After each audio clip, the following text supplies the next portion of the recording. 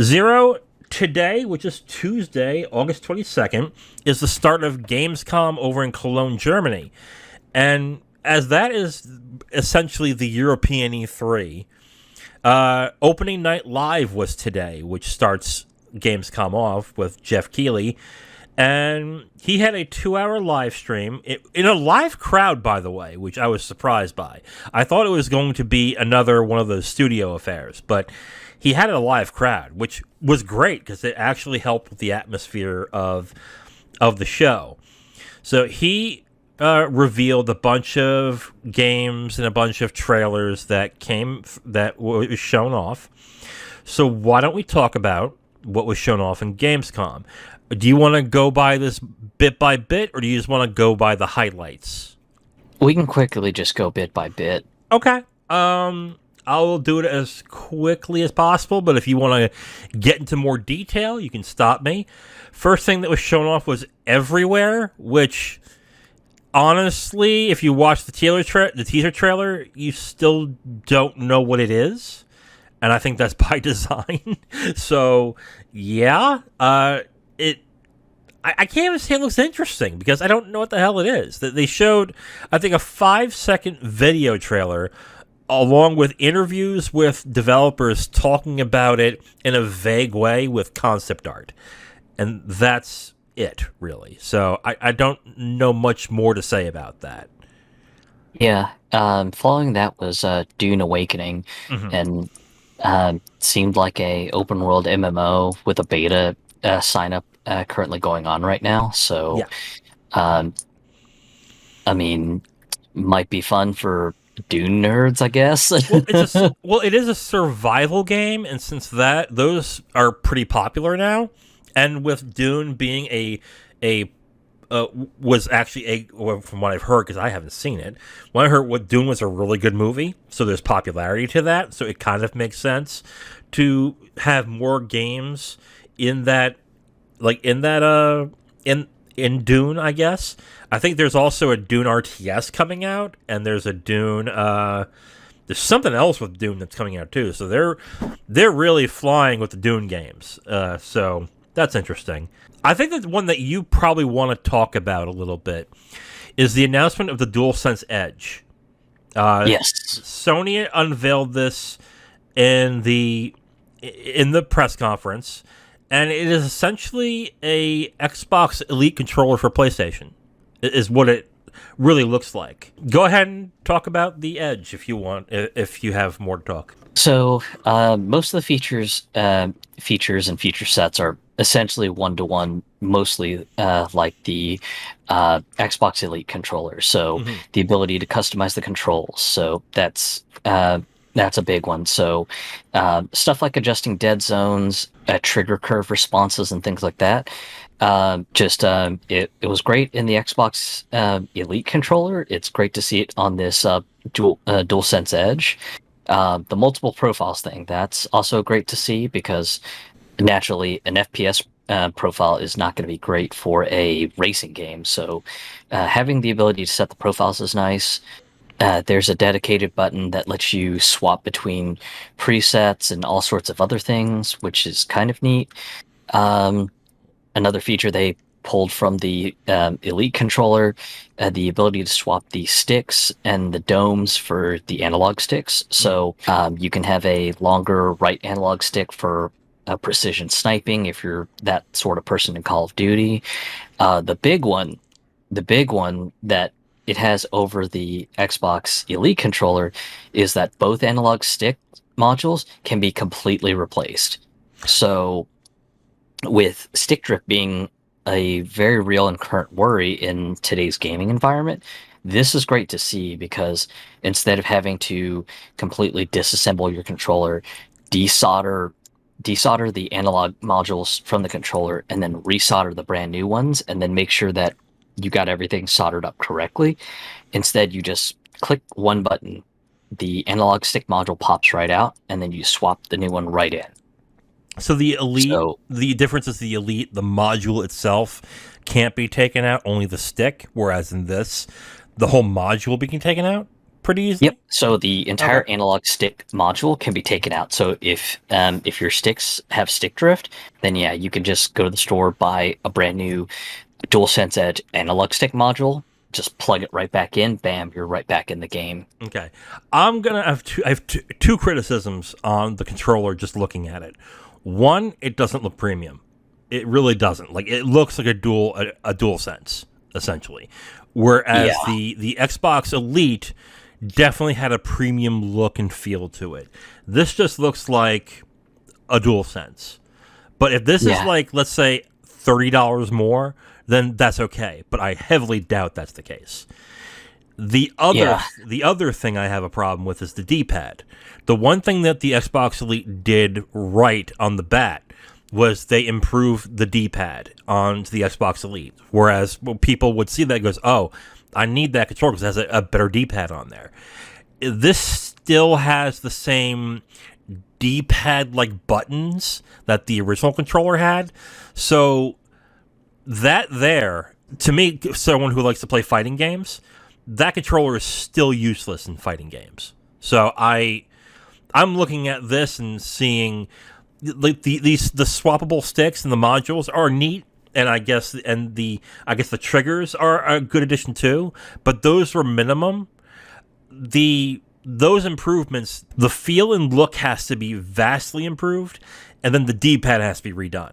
Because if you don't do any of that, then I don't look at this as a premium controller. I look at this as like an in-between. Like an in-between the Elite and the regular DualSense.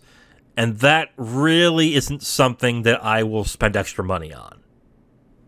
Yeah. And also kind of a downside compared to the Elite controller is that for the back paddles, there's only one pair of paddles, whereas the Elite has two pairs of paddles.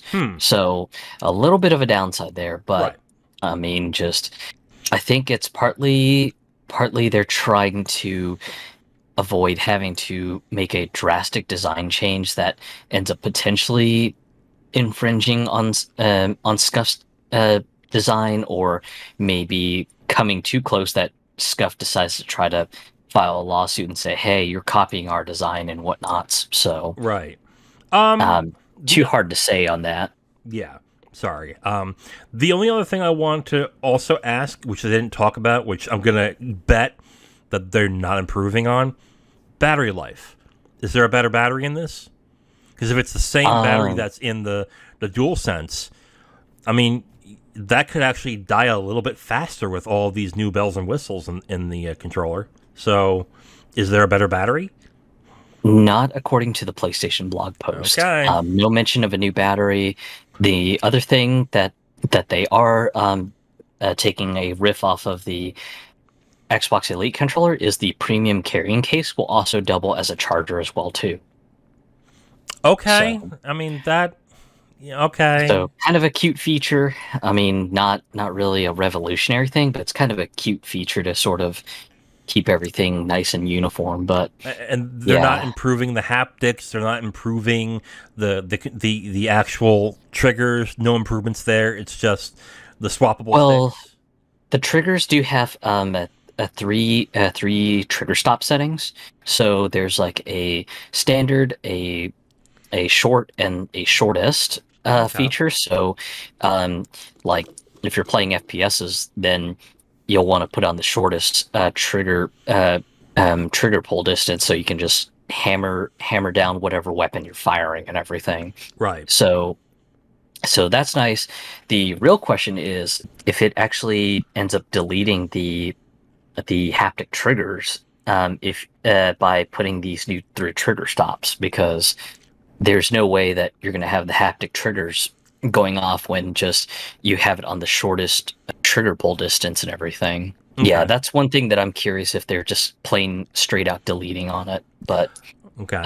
I suppose we'll have to wait and see when things are a little bit more finalized and when they have an actual release date on this thing. So I guess the question I have, from what you know now, how much would you pay for it, and how much do you think it will be? Most I'd probably drop on it is about $100.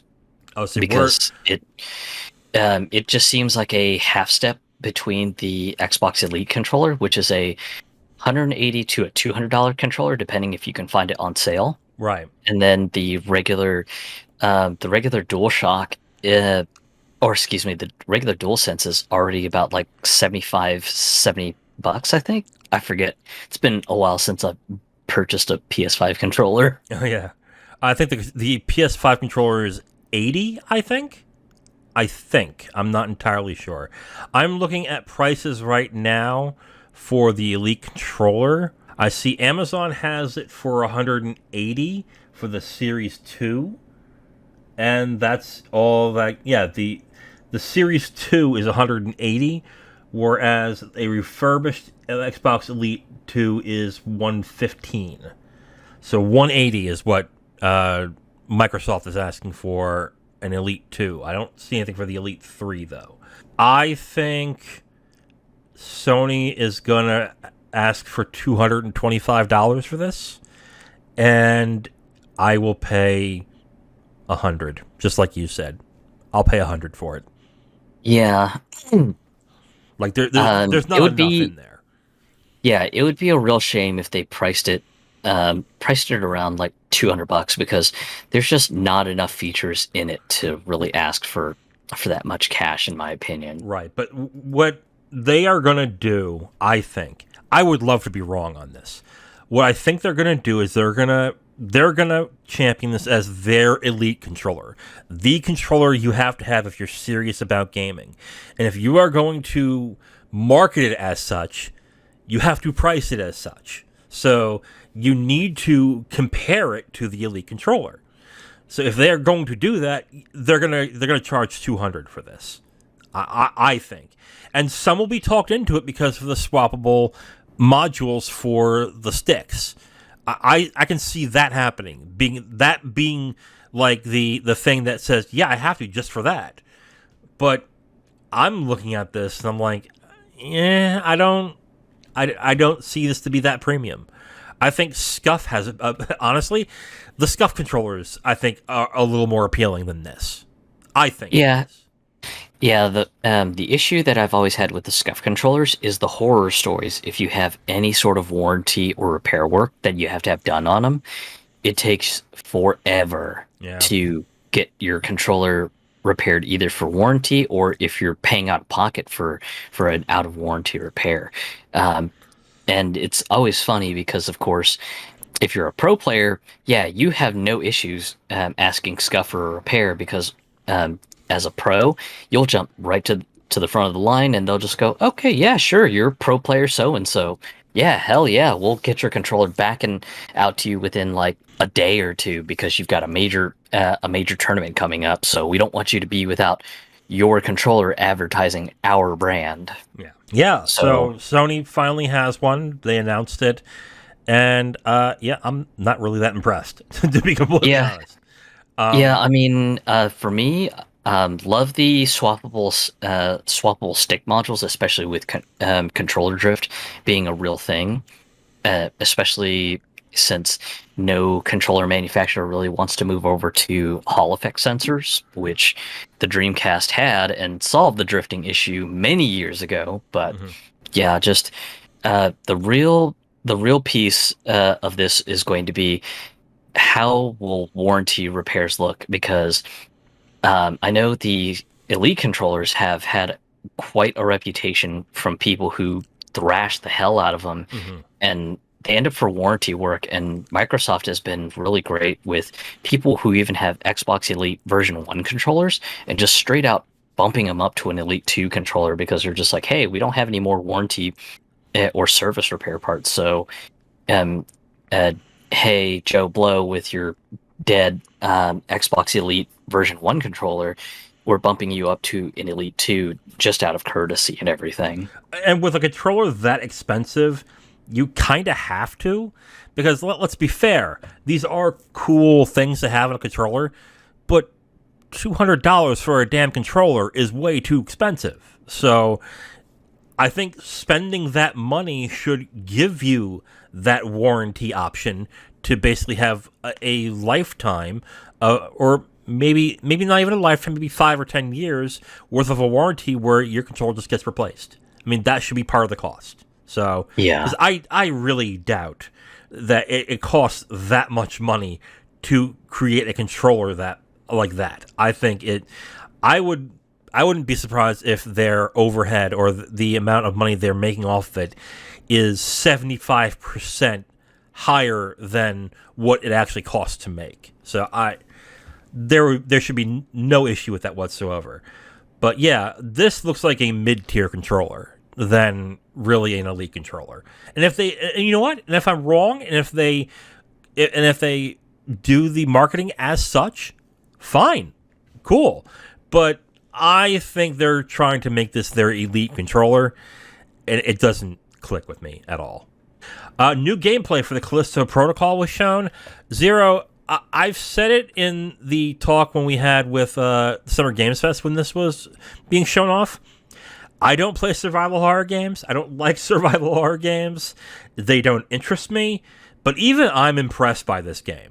Like, even I'm, like, saying, like, I think if you're a fan of survival horror games, this is an instant purchase because everything they've shown so far looks great. And it looks like something I think people who are into those games would really be interested in. So, what are your thoughts on it?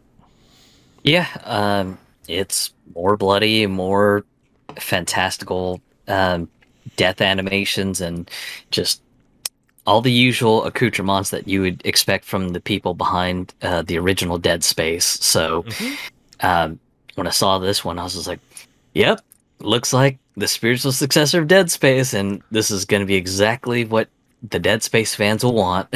And it looks bloody and gory, but not excessively so. Because sometimes these games tend to go overboard with it, and it looks like really cheesy. But this still looks visceral enough where it could elicit a reaction when playing.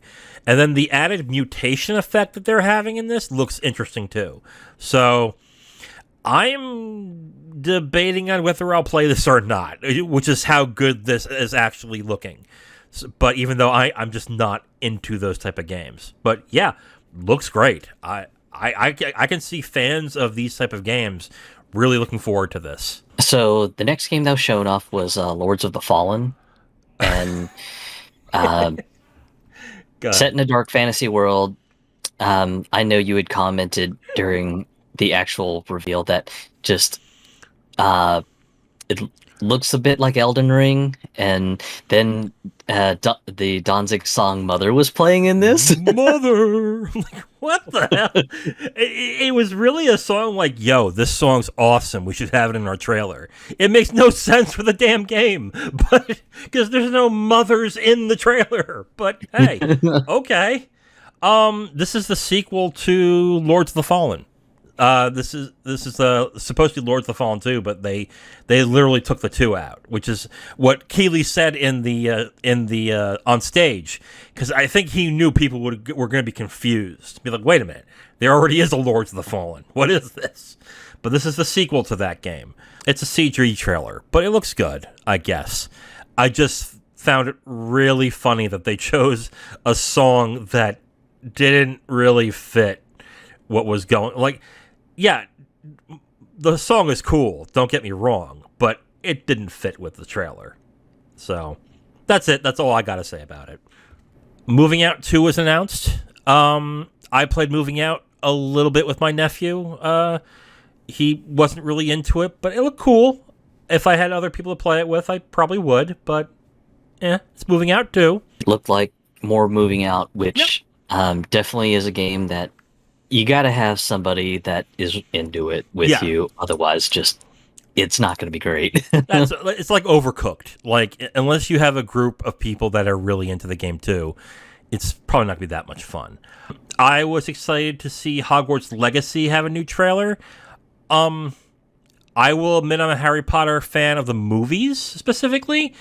I'm weird where I don't like reading stories on books. I don't mind reading books, but reading narratives just doesn't jive well with me very well. So I read a lot of philosophy and a lot of journalistic stuff, but I just can't read storybooks. I can't. Like, people keep recommending like Gone Girl. I'm like, I can't.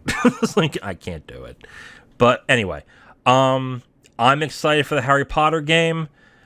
This trailer didn't do much for me, to be completely honest. I think the graphics look good, but the facial animations need some work.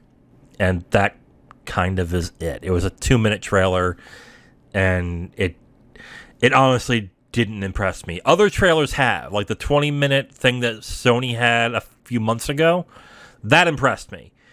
This didn't do much for me. I'm so excited by it, but it did nothing. It put doubt in my mind a little bit to be like, oh, maybe this isn't as good as I thought it was. But I'm still excited for it. So this one is a little bit local to me because Gearbox is actually out in Frisco, Texas, which is about an hour's drive from me. Randy Pitchford announced that Tales of the Borderlands will be back with a new game, and they're going to have the original developers, I guess, from Telltale doing this. Yep. So comes out October 21st, so I guess if you're a fan of the Borderlands lore and need sweet, sweet lore, then look forward to that. For those of you who don't know, Zero has a personal relationship with Randy Pitchford. Zero is actually a magician. And for those who don't know, the whole big hullabaloo about the stick that was found with pornography in Borderlands 3, it was Zero who had it. So, round of applause, Zero. It was not. Because if I did, then I would have gotten a whole bunch of Borderlands and other gear swag, which was the reward for the person who turned in the mysterious squirting porn drive that Randy Pitchford lost at medieval times in Dallas. She's a fucking magician. Like, come on. Okay. Before we get too blue here, Tales of the Borderlands had a lot of fans to it. Even fans who do not like Borderlands admitted that they liked Tales from the Borderlands a lot. Like, they were very surprised by how good this game was. I have not played it. I don't think you have either, right? I played a little of the first one, and I was just like, yeah, this is kind of cute, but just, I think at the time my mindset just wasn't into visual novels at the time, so I was just like, I'll come back to it later, and just never came back to it. Right. Okay. But yeah, this has a following.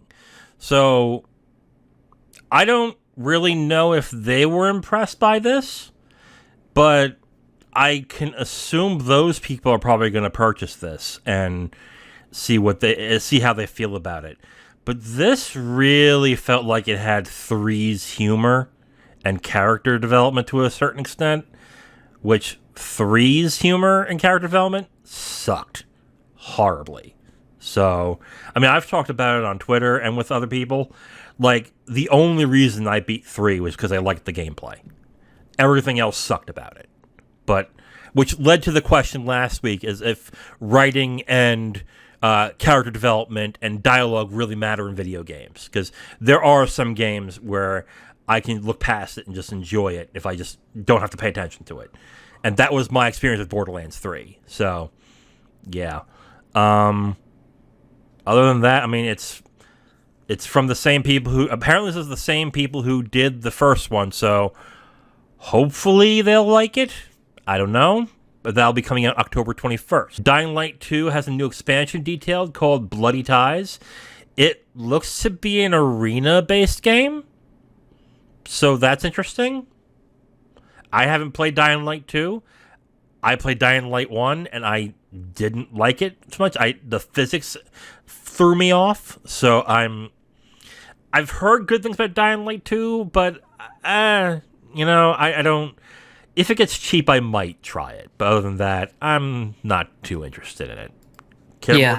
It seems like another traditional sort of pivot on their DLC plan, because Dying Light 1 also had its own sort of arena story DLC as well too, if I remember correctly. Mm-hmm. So yeah, this is more just kind of following what worked in the first game. So yeah, just more Dying Light for anyone who's interested. I quite liked Dying Light 2, and I loved Dying Light 1. So Really? yeah, this will be interesting to see. I'm still want to say in the first quarter of the game, so I haven't really gotten too far. I've just gotten sidetracked with other stuff. Okay. But yeah, just got the edition with the season pass and stuff for super cheap. So yeah, we'll definitely have to see if I can get to playing some more, so I can just go ahead and get to some of this DLC and check it out. Okay, I gotta remind myself to bend your ear a little about it, because I always felt like I didn't give it a good shake, but I just didn't like the physics. But we'll talk about it later after this, because I do want to talk a little bit about it with you. Next up, there was a commercial for Tortuga, A Pirate's Tale, which I believe this is the one that was a turn-based strategy game. Yeah, that is the one. Yes.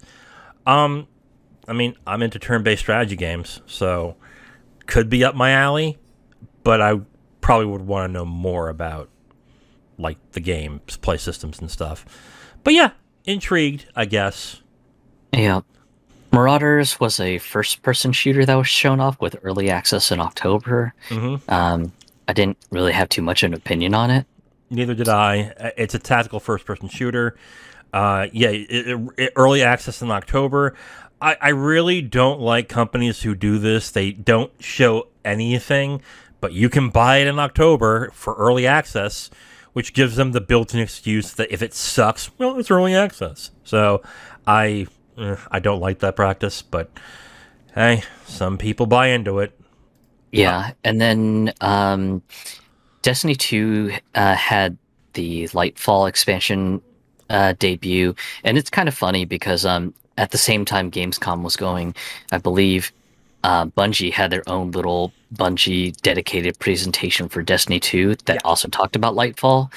And on top of that, Destiny is going to be showing up both in Fortnite and Fall Guys. So there's going to be some collaboration stuff going on there. Okay. Especially because today it was announced on the Bungie stream that if you get the Destiny game added to your library on Epic, then you'll get a 30th anniversary booster package, which I guess gives you enough power to catch up to do all the current endgame stuff and get ready for the new Lightfall expansion. And they also announced that they're no longer going to be deleting expansions when they have new expansions. They also mentioned that, which I will say quickly, too little too late on that, because unless you bring back all that content, I don't give a shit. I gotta be honest with you, I don't give a shit, because and it's really bad too, because I remember that one of my friends, I love him dearly as a person, but he was the biggest Destiny apologist, because I remember I would offer my criticisms. So I was like, it's really hard to get someone brand new to drink deep into the Destiny lore, because it's sweet lore, and you've got pivotal big story battle missions that are literally just Thanos out of existence, and it's just like, oh yeah, well this battle was really really fucking sick, but unfortunately you can't play it. But hey, you can watch a YouTube video of it. And my dear friend was just like, well, it's not that big a deal. I mean, videos are good enough. I'm just like, dude, no. It's just like, the fun of the Destiny story was you had a personal investment in it. You were one of the dudes on the ground fighting that pivotal story battle. And that's what made the lore so good, because you were boots on the ground, blowing shit up. And to say, oh, well, don't worry about that, you can just watch a video and catch up. I was just like, no, there's no excusing that. Just if you need to revise it and rebuild it, then fucking get off your ass and go do it. Don't just go, oh well, we have to rebuild the engine and stuff like that. It's like, okay, well, yeah, you can rebuild the engine, but don't orphan these pivotal story missions that are super important to the lore. My opinion was basically, okay, if that's the case, stop development of 2, make 3. Then let if that's what you have to do, do that instead of saying, "Oh, just take out the main story." I'm like, no, that's stupid. You don't do that. Sonic Frontiers was confirmed to have a November 8th release date. It ran better, but it still looks empty as hell, and the combat still doesn't look too hot. It looks like they're just gonna release it as is, unless the polishing is in a phase where it will drastically improve the game. I think this is it, guys. That's all you're getting for this Sonic Frontiers game. Yeah. Go ahead. Best of luck to the Sonic team, because I know that they were pinning their hopes that this would be the one game to redeem the saga of the 3D Sonic games, because the 3D Sonic games have had kind of a tempestuous history and everything. But yeah, just if that's what it is, best of luck to them. Just, I don't know what else to say. Yeah. I mean, thank God you guys have those movies that people like, because, well, then again, people not liking Sonic is kind of been par for the course for the past 10 years. But anyway, moving on, Under the Waves was revealed. It's a Quantic Dream and Parallel Studio game. Looks gorgeous, but I don't think this is a big Quantic Dream game. I think this is a small one. So, I mean, it looks very nice, but Quantic Dream has some writing problems in most of their games. I will be honest. I used to like Indigo Prophecy, like a long time ago, but everything else they've done, I did not liked at all. So, not too excited. Did you get to watch the trailer for Under the Waves? Yeah, it was just like, oh, nice, Quantic Dream. Yeah, pretty much. Guess it's gonna have another weird, convoluted story because David Cage is weird. I don't think this is the David Cage game. I think either they offered the engine to the studio, or they're making it with somebody else. I don't think this is a David Cage game, because if it was, then they would probably say the latest from visionary David Cage, and they would highlight that, the creator of Heavy Rain and Beyond Two Souls. But they didn't do that. It was just, this is our new game. So I'm hoping that's the case, because, man, is he insufferable. Goat Simulator 3 had first gameplay. Looks fun. Okay. I mean, yeah, it looks fun. I'll be honest. November 17th is the release date. Yeah, definitely looking forward to tinkering around with that, since I believe it's coming to Game Pass. I have loved Goat Simulator 1. Played the hell out of it at one point in my life, so Goat Simulator 3 just looks like more of the same, just more with more potential for absurdist humor, which is the best humor for me. So yeah, looking forward to tinkering with that when it hits Game Pass. Okay. Next was Return to Monkey Island. The release date was announced as September 19th. If you pre-order, you'll get horse armor that does absolutely nothing in gameplay, which I found was kind of funny. I mean, yeah, we've talked about how some fans don't like the art style. I'm not a fan of Monkey Island, but I don't see the problem with the art style. But again, I'm not a fan. But yeah, I mean, it's Return to Monkey Island. I don't know what else more to say. The Subnautica folks showed off their turn-based game called Moonbreaker. Yes.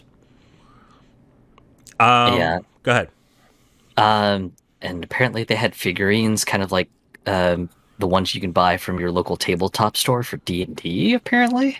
More like Warhammer. I mentioned D&D in the stream, but it actually reminded me more of Warhammer. Like the detailed figurines you'd have for those. D&D, not really, but it's more Warhammer, which actually piqued my interest.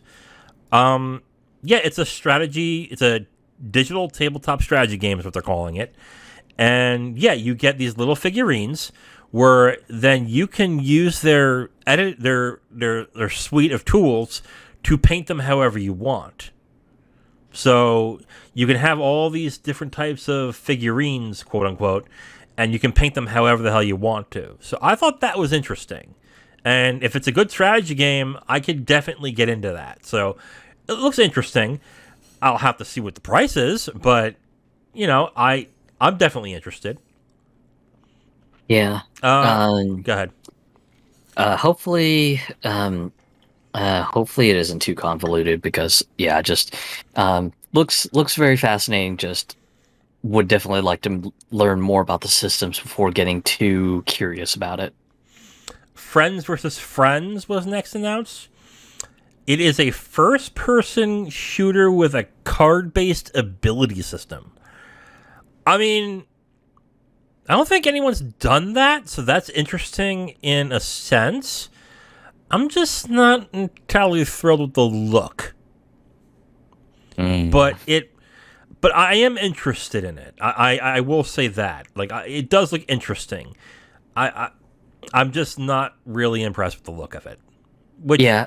Mechanically, it sounds like a PvP version of Neon White, which I quite like. But much like you, I'm not quite too thrilled about the aesthetic. Yeah. No, I agree with you. Next, Lies of P was shown in a new trailer. I didn't realize it was a take on Pinocchio. I didn't realize that. But looks like a Souls game. It looks specifically like Bloodborne. So I'm gonna sense, since they're not gonna do a new Bloodborne, that this will do very well because it just gives off those vibes. So yeah, I almost joke and call it the Grim Tales of Pinocchio Bloodborne edition.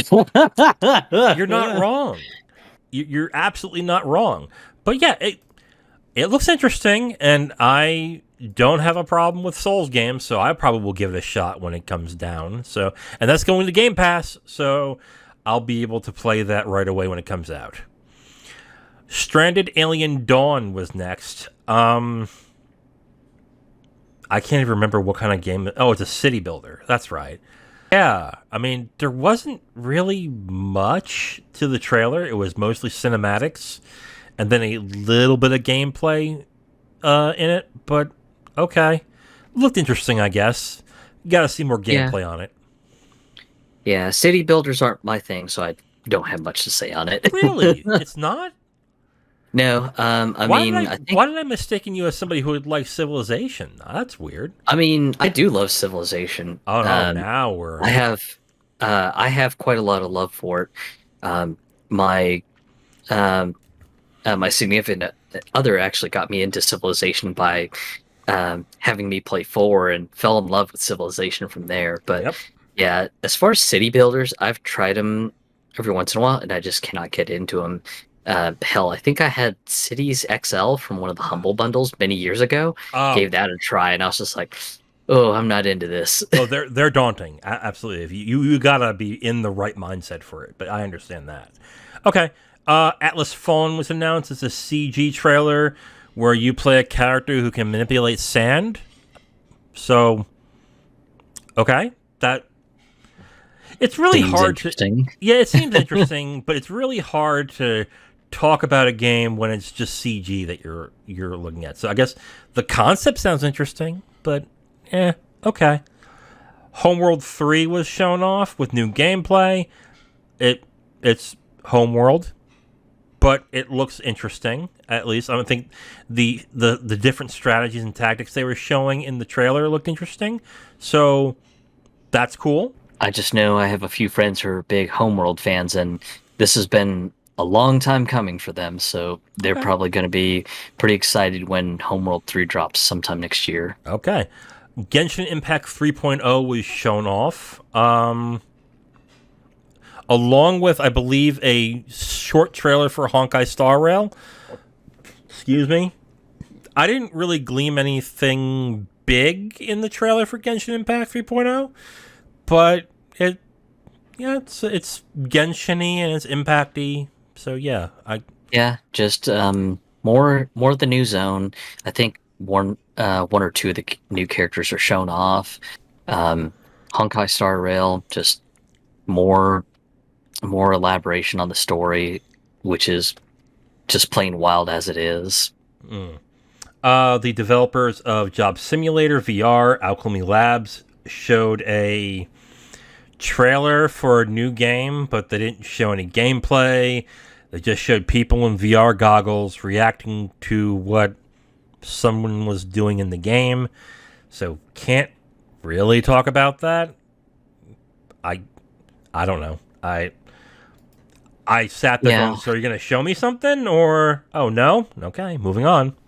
Yeah, it's kind of weird for Alchemy Labs to do as well, too, because usually just whenever their project is ready to announce, it's just, boom, hey, here's the next thing, and just that's usually been their MO. But yeah, for them to do this sort of look at how excited these people are with them having fun in our brand new project, it's just like, God damn it, guys, just what is this new project you're working on? Just tell me, because I mean, I'll make no qualms about it. Love Job Simulator. Just absolutely adored it. It was hilarious. It was silly. It was fun. Haven't gotten Vacation Simulator yet. Need to pick it up at some point. But yeah, I was real curious on what their new game is, especially since I believe Alchemy Labs is still considered a premier partner with PlayStation. So they'll be making probably some sort of killer app for the PS5, I imagine, when PSVR 2 arrives next year. Life had a new trailer. It showed a boss fight in the game. Okay. I had one major nitpick on... Well, not even a nitpick. It's kind of a problem with me. I think Rick and Morty is okay. I think it's funny in spots. But to have the voice acting sound exactly like Rick and Morty is really distracting. And the game doesn't seem that funny either. So why can't their voice actors make different voices in this? Why does it have to sound exactly like Rick and Morty? Gameplay looks okay, but I gotta be honest, that was really distracting listening to that.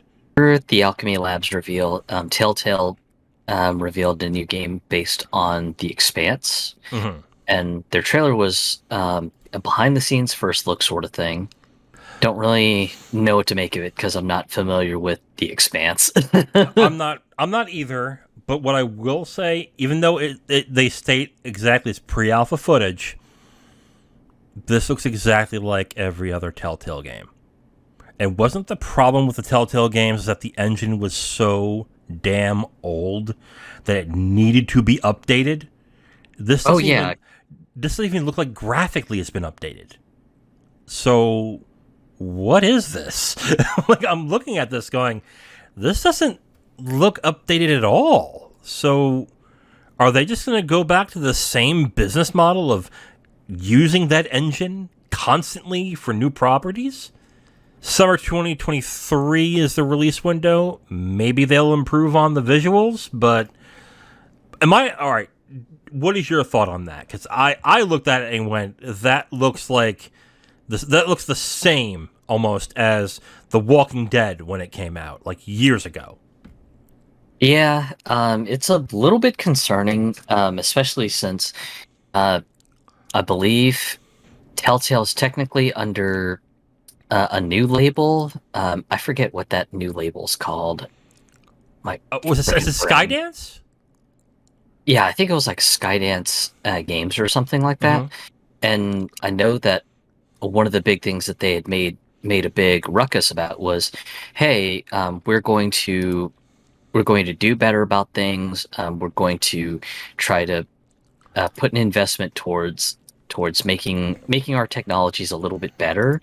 And it was one of those things that they had made just sort of a major deal about. So to kind of see this look a little bit underwhelming is a bit concerning, because just again, one of the big reasons that they had gotten so much issues with the business side of things was just they wanted to do more and more things in their engine, and just the engine was just so antiquated that they were just trying to just Frankenstein stuff together in hopes that things work.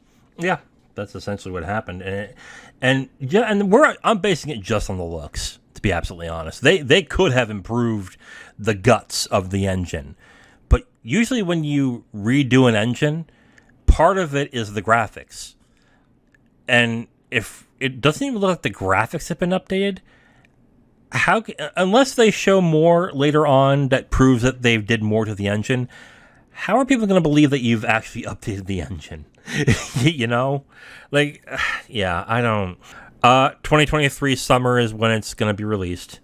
Expect a delay on that, because that's kind of the thing that Telltale does. Best of luck to Telltale. I hope that they've really put their investment to wise use. Otherwise, their new owners might be a bit concerned with where the money is gone. Yeah. Here is the surprise of the show, I think.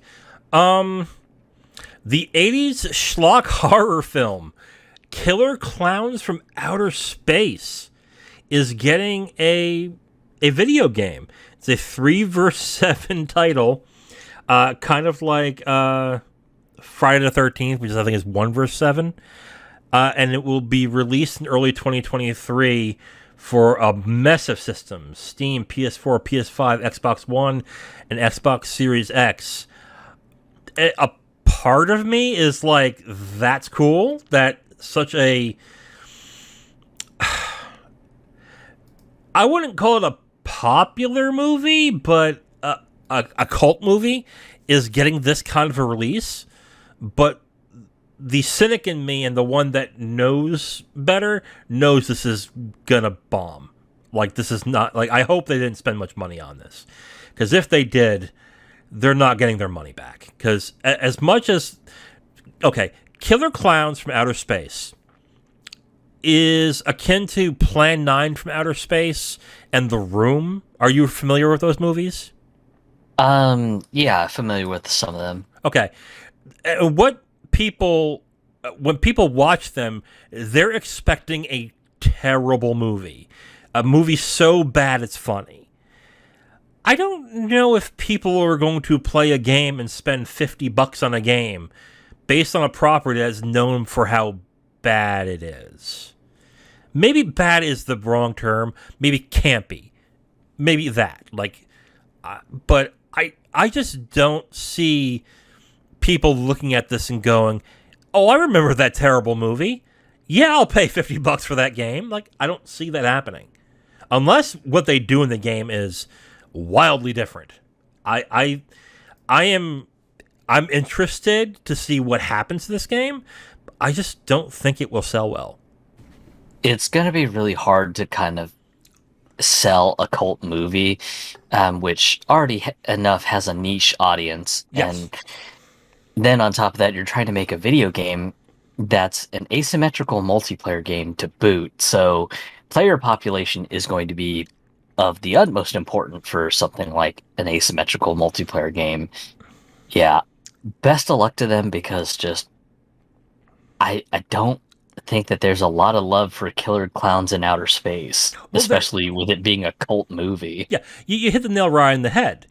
It's a cult movie, and cult movies have smaller audiences.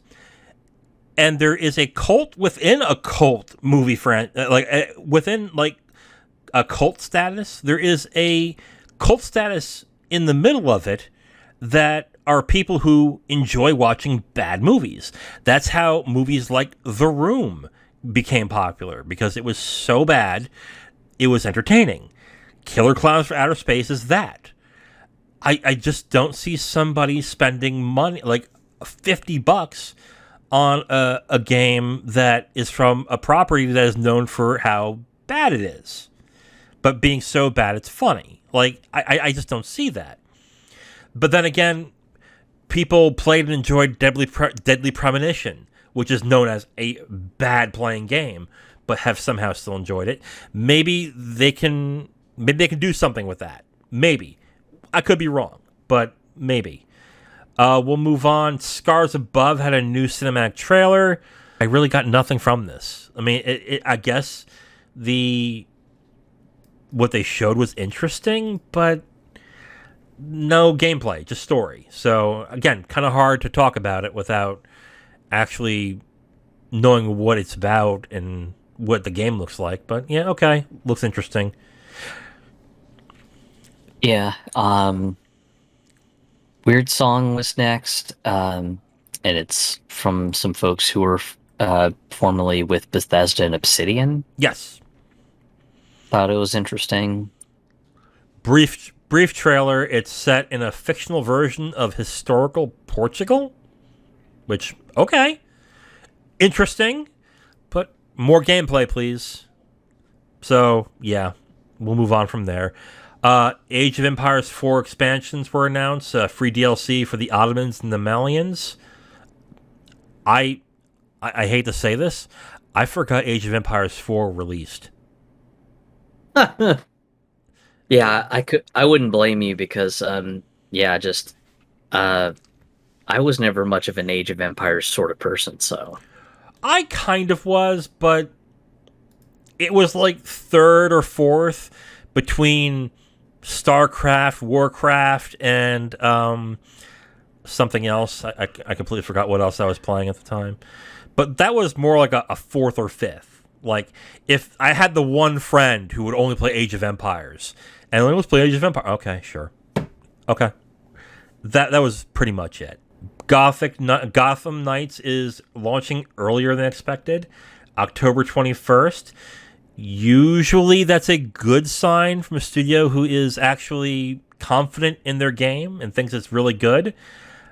I don't think that is the case here. I think they just want to get this pain over with because nothing about this game looks good. The combat doesn't look great. It looks pretty bad. And they showed off Harley Quinn and Clayface. Clayface looked okay. Harley Quinn, however, I had a pretty visceral reaction to the voice acting to Harley Quinn. Like, Harley Quinn is a distinctive voice. It's always been distinctive. Even when they changed the looks and the feel of Harley Quinn, she has a specific voice. Like, you can change certain aspects of the voice, but, like, the squeaky, high-pitched voice she has is always something that remains constant. They changed that voice drastically, and it just doesn't feel like Harley Quinn at all. And apparently these two are the major villains in the game. Yeah, just a little bit depressing to kind of see this game in the shape that it's in. And I've railed about this before in the Discord and everything. Just it's really, really sad that this game got so much so much hoopla made about how it needs to be on ninth gen. It was just this big, oh well, we need ninth gen for the visual fidelity and that reason and that reason, and it just doesn't seem like they're making the most out of all the fun technological stuff available in ninth gen. So Yeah. just real shame to see that. And the other gripe that I've made is that with them moving to ninth gen, why the hell is there no 4-player multiplayer? I think that would have been super fun. Just to have me and 3 other people just kind of sync up once a week or something and say, okay, we're going to play this much of the game and just do whatever.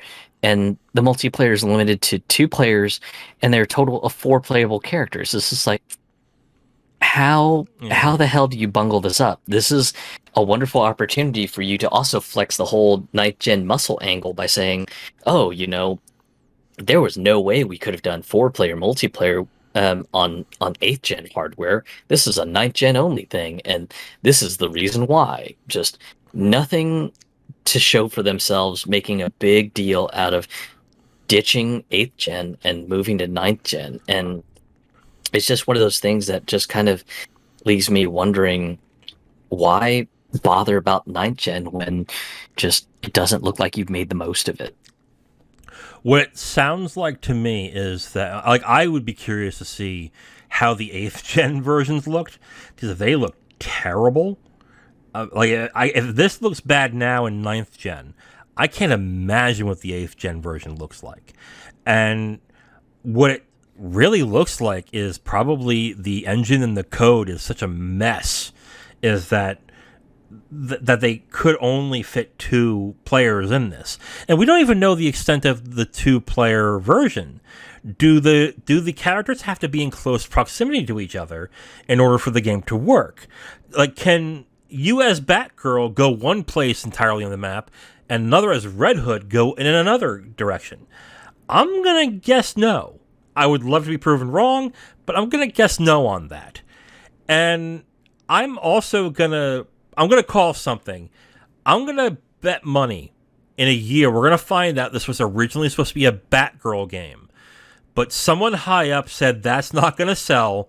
We need to have other people if we're not going to have Batman in the game. So, because it looks like the story, from the trailer at least, the story revolves around Batgirl finding all these things out.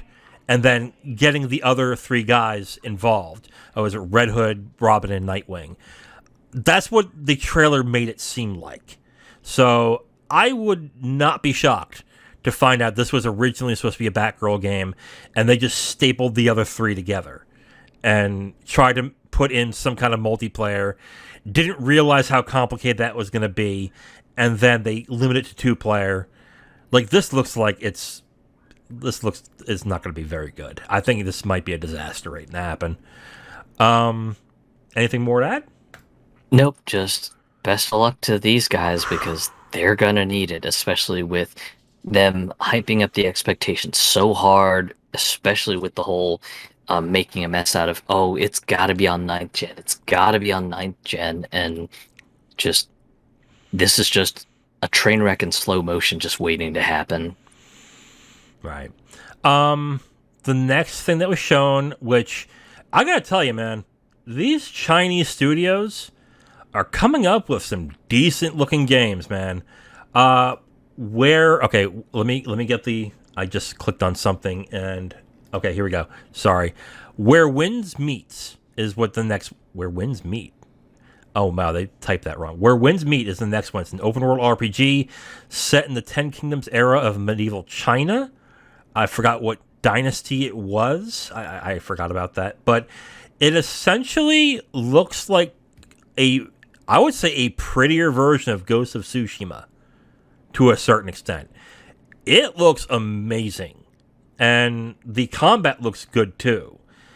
No date on it, but this is one where if it's done right, could be a big deal when it comes to this. But we're still waiting on Wukong Black Myth, so this could be another one of those things where it takes 5 years and either we never see it or it comes out in a lesser version. But yeah, from what we saw, like, it looked really good, I thought. Yeah, the usual martial arts fantasy tropes. So stuff like being able to run across water, wall run, and stuff like that. So the usual tropes are there. You've got magic spells, you've got crazy sword play, and then they had sort of like a dimensional space where you learn to master some of the mythical skills that you're supposed to pick up along the way, which I thought was kind of interesting because it kind of riffs off of something that you see in a lot of the period piece Chinese TV shows. When the hero has to learn like some sort of secret martial arts skill, he ends up being kind of isolated away from his friends and family and just one-on-one with his master, or just studying alone from like an ancient book or something. So lots and lots of martial arts TV show tropes in there, which for a person like me who loves that sort of stuff, I was just like, yeah, totally into this. Yeah, definitely. I'm looking forward to it. Like, I want to know more. So I'll wait patiently, but I want to know more. Zero, I hate to tell you this, but we have competition. And and this is so scary, I think Joe Rogan is going to be scared by this announcement. And the announcement is that Hideo Kojima is starting a podcast. It is called Brain Structure. It will be available in English and Japanese. And he starts his takeover of the Spotify brand September 8th. Zero. I'm scared. It'll be interesting because I know that for the longest while, Hideo Kojima has actually run his own video podcast. Unfortunately, there is no English version of it, but the podcast that he runs on his YouTube channel is a movie podcast where he kind of talks about movies and cinematography from the lens of a Japanese viewer and everything. And he reviews a lot of classic movies and stuff like that. And it's always fun because he'll usually sort of give you a teaser of what movie he's watching for his podcast on Twitter. I remember when he posted a poster from one of the vintage posters from The Fifth Element. People lost their minds. They were just, oh my God, please, please, please, dear God, have somebody translate your podcast to English because I would, pay someone to put subtitles on your YouTube video about your movie reviews on some of these movies because I would love to hear your opinions on this. And for me, it was more just wondering when he would maybe get some sort of English help to help translate things, especially since he's so well connected and everything. So for me, it was just kind of a, hey, that's interesting that he's got a podcast that'll also be available in English as well, too. Yeah. I will, honestly, he is a big cinema fan. He's talked about how he wants to make a movie. So this will be interesting because I think he's talking to filmmakers as well in this. So I look forward to him smoking weed with different types of filmmakers and thought leaders and doing DMT with a bunch of Japanese developers. So September 8th, if you're interested. Park Beyond was next. It's a theme park and Thrillville style game. It looks to be more fantastical, I guess. So, release was, I believe, when was the release date on this? Oh, I can't remember. I can't remember either. I think it's summer of next year, but do I really care to find out? I guess I do. Okay. Yeah, you know what? We got to move on because we still got more to go. The Pokemon Company is doing an official Pokemon Mini Cooper, I should say. Or I guess it's a Mini Aceman is what they call it. So let me get this straight. They can put money towards an electric car to develop, but they can't update their damn engine? Well, and I imagine that probably the BMW company who owns the Mini Cooper brand paid the Pokemon company to get the licensing to get Pikachu to be plastered all over this damn car. So the Pokemon company likely got a cash infusion from this. So it's just like, come on, guys, use some of that sweet BMW money. Yeah. I can't wait until the Pokemon Company gets into the cannabis business so I can have Bulbasaur-style marijuana. I'll never smoke it, but I'll keep it. Moving on, Phantom Hellcat was revealed. The 2D, 3D hack-and-slash game. I would say kind of like, I guess kind of like Devil May Cry.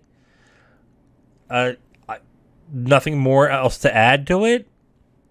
Looks interesting, but okay. Seems interesting, and it's available this coming winter, so okay. I'll have to see how much it is, and if it's cheap enough, I might just pick it up.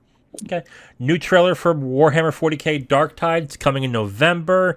If you guys have played Vermintide or Vermintide 2, it's that, but set in Warhammer 40k.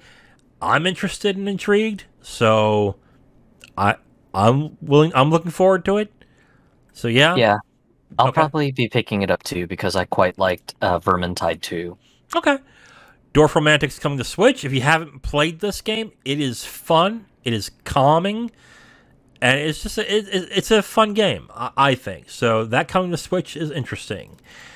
Better be $20 though. I'm not gonna tell anyone to spend more than 20 on that. But Dorfromantik is a good game.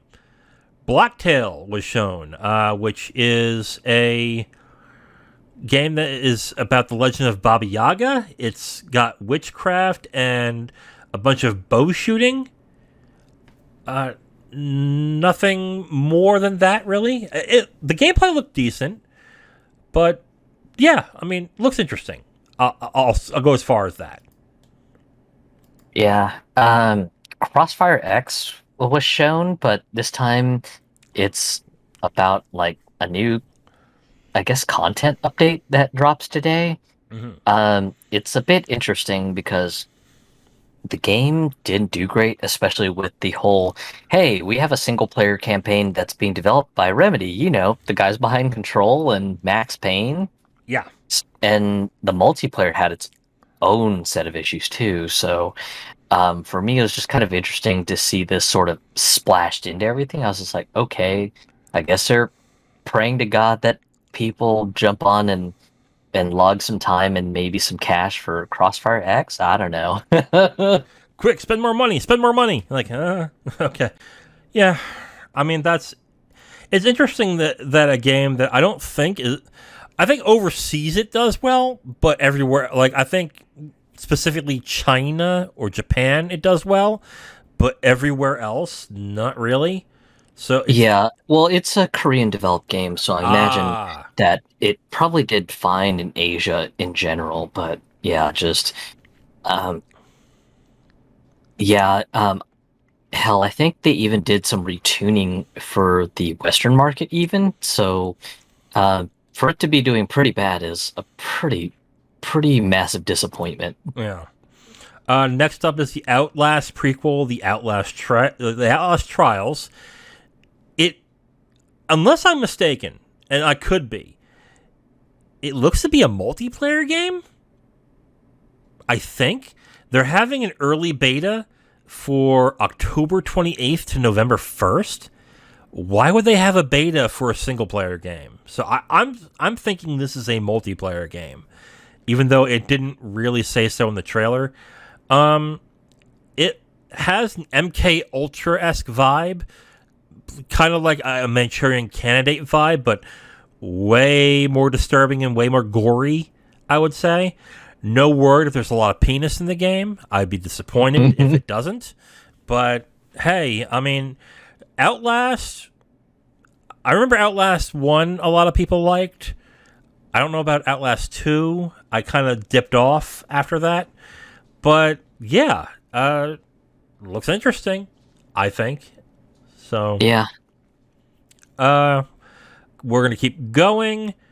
X Battlefield devs have a new shooter called The Finals that Nexon is releasing.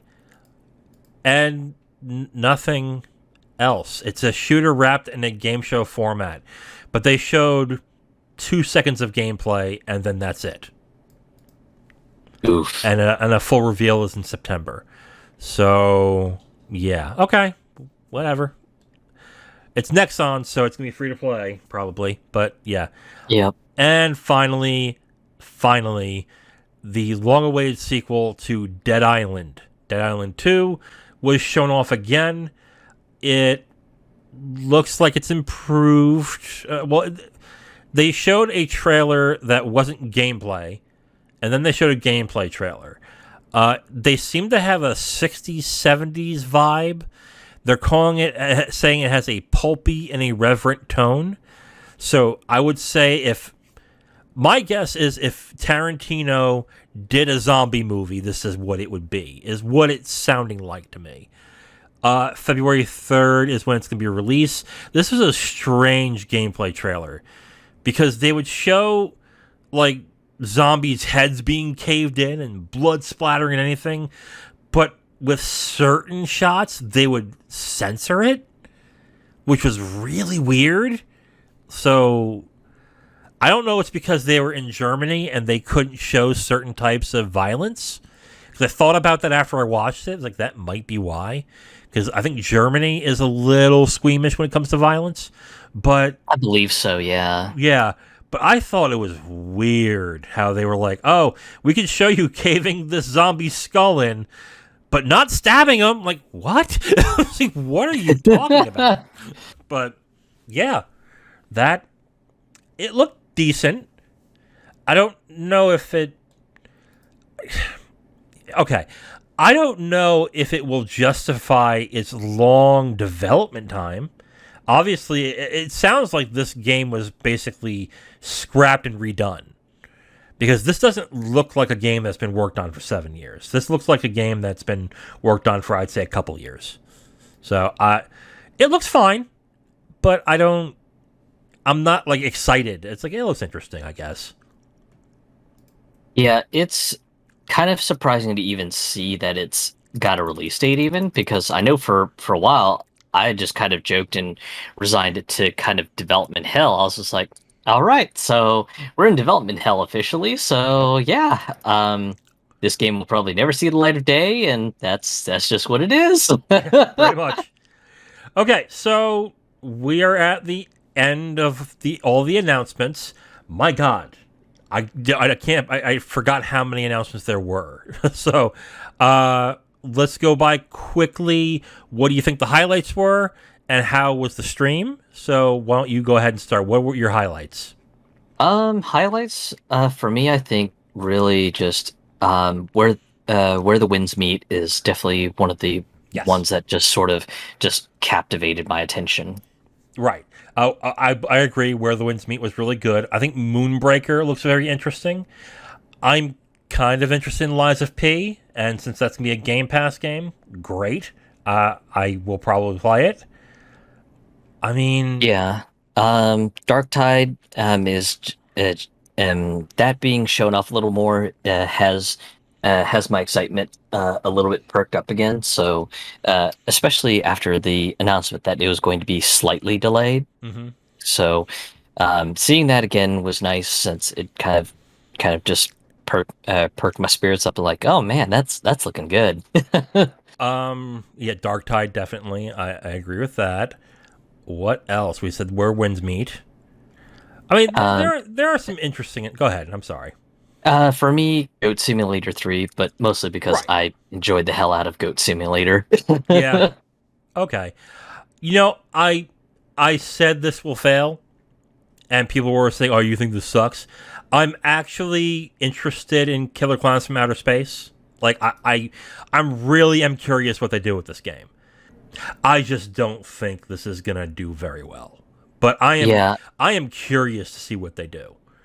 Especially with the concerns that I have regarding the player population, mm-hmm. that's really where, for me, the rubber hits the road. Just Killer Klowns from Outer Space. That's a niche movie as it is, but you're asking a niche of a niche to get into an asymmetrical multiplayer game, and first thought that I have is just, man, I hope you guys have either a really good bot system or some way to attract a player base to make sure that the lobbies are consistently populated, because if you guys don't, my God, that game is just gonna fall apart. Yeah.